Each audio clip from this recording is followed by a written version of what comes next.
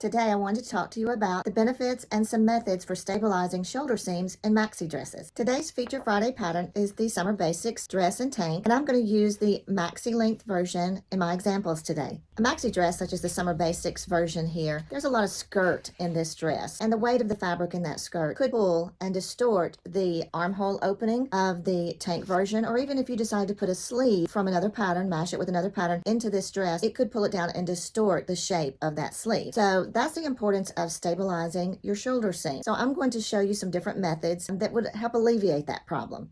For my dress, I'm using this colorful ITY fabric, which is a very soft and cooling knit fabric that has really good horizontal stretch and recovery, as well as vertical stretch and recovery, which is a good choice for the Summer Basics Maxi Dress. However, it's still helpful because the weight of this fabric of the skirt could pull that seam and just make the dress and the skirt kind of grow on you as the day goes on. So let's look at some methods for stabilizing a shoulder seam. The first method I'm going to show you is just to use either a scrap of interfacing or some woven stay tape. In this case, this particular one fits really nicely right there, and I would iron this onto both the front and the back shoulder seams to stabilize that seam. Another method would be to use some clear elastic. I prefer using this method if I'm serging that seam, and clear elastic is really good to serge in the skirt seam when you're sewing the skirt to the bodice to stabilize that seam as well. If you don't have any woven stay tape or scraps of interfacing that you can use, then use what you have on hand. You could use a little piece of 1/4-inch ribbon. Just cut a piece small enough that stays out of your binding seam allowance and just stitch it right in there, or even a piece of selvage edge from your favorite woven fabric.